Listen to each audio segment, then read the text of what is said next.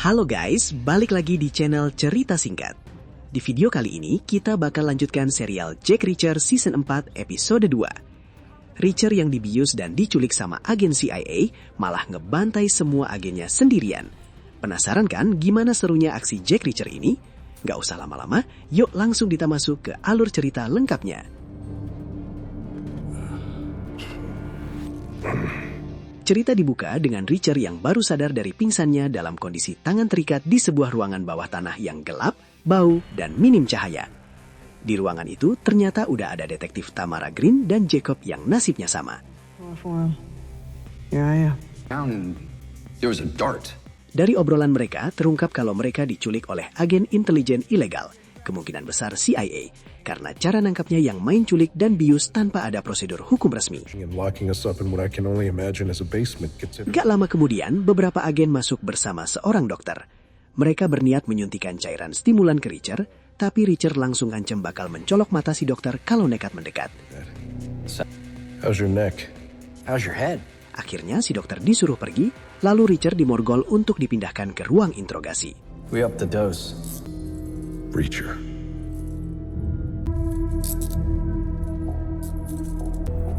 Pimpinan agen itu, Foster, bersama dua anak buahnya yang diberi julukan kocak oleh Reacher sebagai Winken, Blinken, dan Not, mulai melakukan interogasi.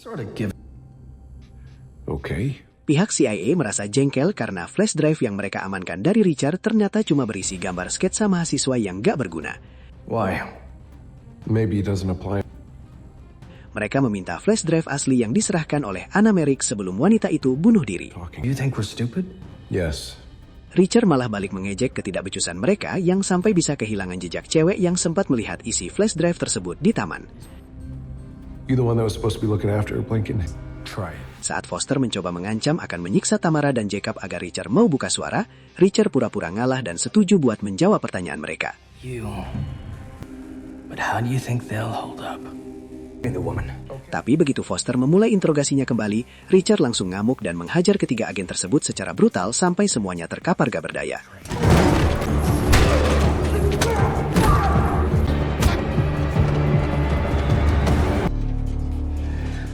Lalu melumpuhkan si dokter di ruang monitor yang sedang melapor ke kantor pusat.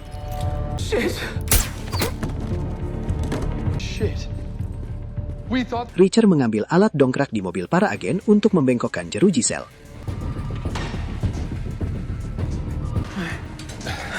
Phone means what I think it means. Maybe it's just the wrong number. Or none. Must be locked up. They didn't think they needed them. Setelah berhasil membebaskan Jacob dan Tamara, Tamara mengambil barang-barang mereka.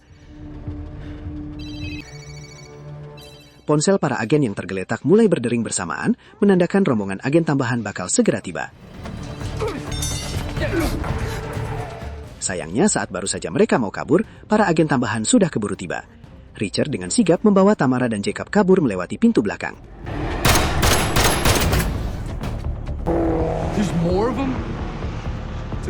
Begitu Reacher dan yang lainnya berhasil keluar ke gang samping, sebuah mobil van bergambar kucing mendadak berhenti di dekat mereka. Pengemudinya berteriak menyuruh mereka segera masuk tepat saat terdengar suara tembakan dari arah belakang. Sopir nyentrik itu ngaku bernama Russell Plum, seorang jurnalis independen yang udah berminggu-minggu memantau bangunan itu karena curiga tempat tersebut adalah black site ilegal milik CIA. Yang bikin shock, Russell memberitahu kalau mereka sekarang berada di Washington DC, padahal sebelumnya mereka ditangkap di daerah yang cukup jauh. Russell membawa mereka ke markas rahasianya di sebuah loteng bangunan tua yang posisinya tepat berseberangan dengan gedung CIA tersebut. Di sana, Russell memamerkan jaringan kamera pengawas dan analisisnya soal operasi gelap CIA yang dibangun di atas lorong uap tua bawah tanah. Meskipun Russell berharap bisa dapat bahan liputan buat menangin penghargaan, Reacher dan Tamara mewanti-wanti cowok itu agar tidak ikut campur lebih jauh karena taruhannya adalah nyawa. That's you. Black sites through a maze of shell companies. Now, that building across the street, so... Mereka bertiga lantas membagi tugas. Reacher berniat mencari anggota Kongres John Sampson yang namanya terseret dalam kasus ini, sementara Tamara dan Jacob pergi ke rumah milik almarhumah Anna Merrick untuk mengambil mobil.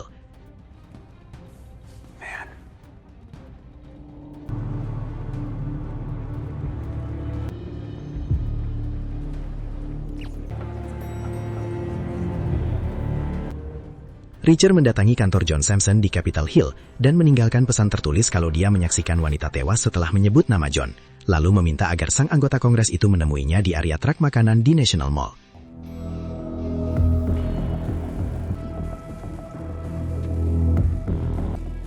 Di sisi lain, Tamara dan Jacob menyusup ke rumah Anna yang ternyata sudah berantakan diacak-acak orang.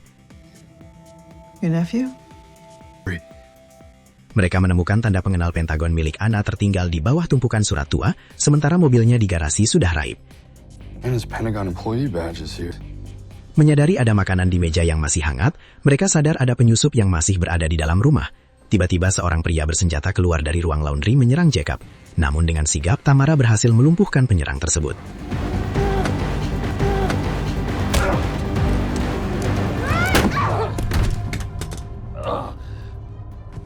Thank you. Just return. Saat Richard sedang menunggu santai sambil makan di area truk makanan, bukannya John Sampson yang datang, melainkan Elspeth Sampson, istri sang anggota Kongres, bersama pengawal pribadinya. You said you were one.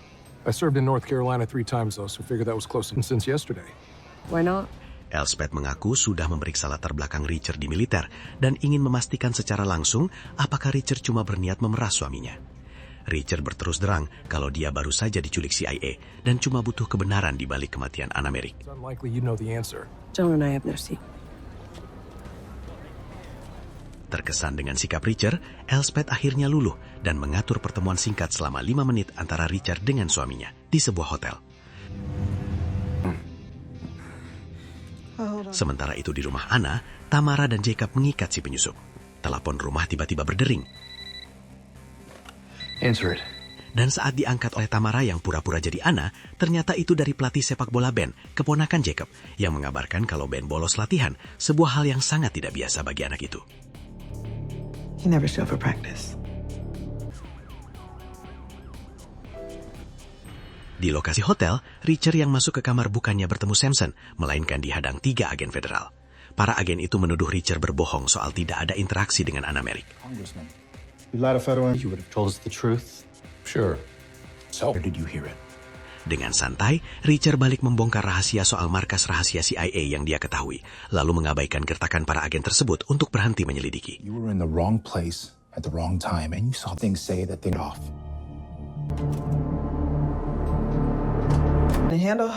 Richard kemudian menghubungi Tamara, dan mereka menyadari kalau hilangnya Ben ada hubungannya dengan kasus ini. Coincidences are rare. So what we're left out on the subway? Why would she do that? No idea. If he screws up, he'll lose it. I don't care what that woman find him. Richard kembali ke tempat Russell untuk meminjam mobil sekaligus memanfaatkan keahlian jurnalis itu untuk mencari informasi. They're not going to how they found out about the black site. I told them. I knew you'd come. Saat Russell membereskan barang-barangnya sambil terus ngoceh karena berniat ikut, Richard diam-diam sudah menghilang setelah mengambil kunci mobilnya. By the way you carry yourself and your point.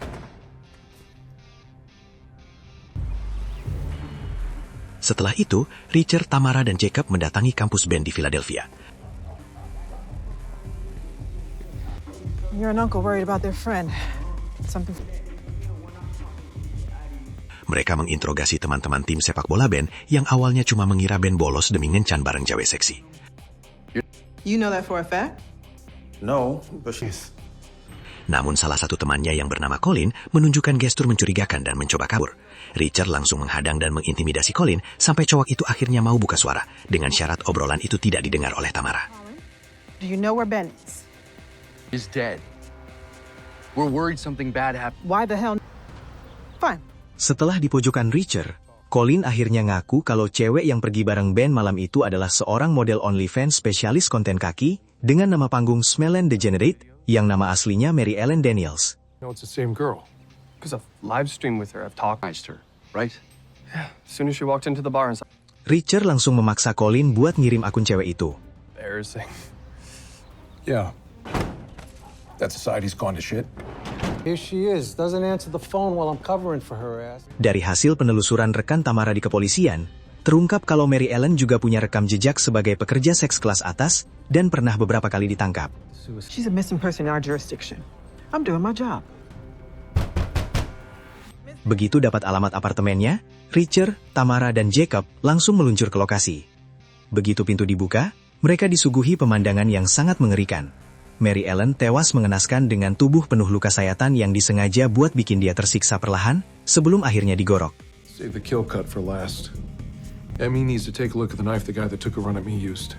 Into the main branch of the Philly. Richer yang mengamati pola luka sayatan itu, langsung sadar kalau pelakunya punya keahlian pisau yang sama persis dengan penyerang yang pernah mengincarnya. Di situ, Richer akhirnya jujur ke Tamara kalau dia udah membunuh salah satu penyerangnya dalam aksi bela diri dan menyembunyikan mayatnya di ruang bawah tanah perpustakaan kota. Mayfield, yeah, it doesn't ask very much. Kejadian sadis ini bikin Jacob shock berat. Dia bercerita kalau dulu pas jadi polisi di kota kecil, tugasnya cuma ngurusin kenakalan remaja biasa dan gak pernah ngebayangin bakal nemuin pembunuhan sebrutal ini. Meski gemetaran, Jacob menegaskan gak bakal mundur demi menyelamatkan keponakannya dan membalas dendam pada pelaku. Tamara sempat curiga apa mungkin Ben yang gelap mata membunuh cewek itu, tapi Richer ragu, karena pembunuhan ini terlalu rapi dan terencana. It's out of the Pentagon. I fucked with you the last time you tried. What makes you think?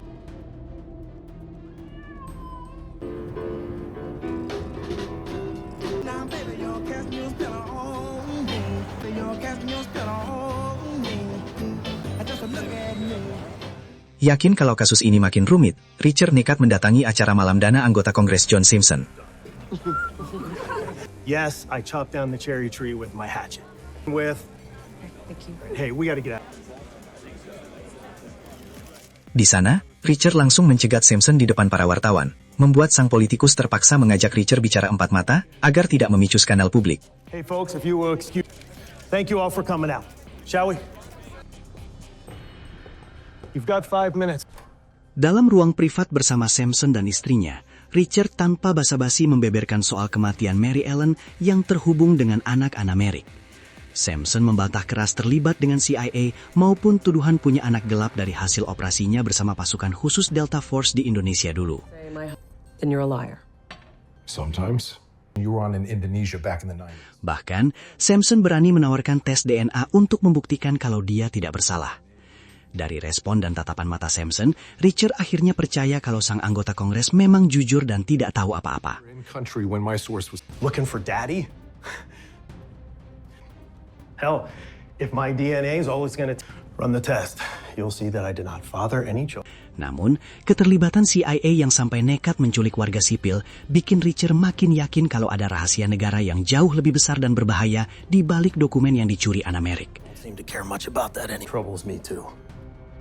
Meskipun Simpson dan istrinya menyarankan agar Richer mundur dan menyerahkan semuanya ke pihak berwajib, Richer dengan tegas menolak karena dia punya alasan sendiri untuk terus maju. Whatever does. You stand down. Let the authorities handle. been asking. Simpson dan istrinya kemudian pamit pergi untuk menghadiri acara lain di Baltimore. You are. The Merritt boy turns up safe, and we're truly saddened to head to Baltimore. Fundraiser first thing in the morning, and it's late. Richer keluar dari ruangan dan kembali menemui Tamara untuk menyampaikan kalau Simpson bukan dalang di balik semua ini. Namun, saat Simpson sedang berjalan di tengah kerumunan wartawan dan pendukungnya, mata Richer mendadak tertuju pada seorang pria yang berdiri di samping Simpson. Pria itu adalah Nolan Cahill, sang kepala staf kepercayaan Simpson. Richer mendadak teringat momen di dalam gerbong kereta api pada malam Anna Merrick bunuh diri. Richer akhirnya sadar kalau Nolan Cahill adalah saksi mata keempat yang ada di kereta malam itu. Episode 2 pun berakhir dengan fakta baru yang mengejutkan ini. Gokil banget kan episode 2-nya? Siapa yang sangka ternyata kepala staf Kongres itu yang jadi saksi kunci misterius di dalam kereta? Coba tulis teori dan pendapat kalian di kolom komentar bawah ya. Jangan lupa buat pencet tombol like, share video ini ke teman-teman kalian, dan pastinya subscribe channel Cerita Singkat. Terima kasih udah nonton sampai habis, dan sampai jumpa di video alur cerita selanjutnya.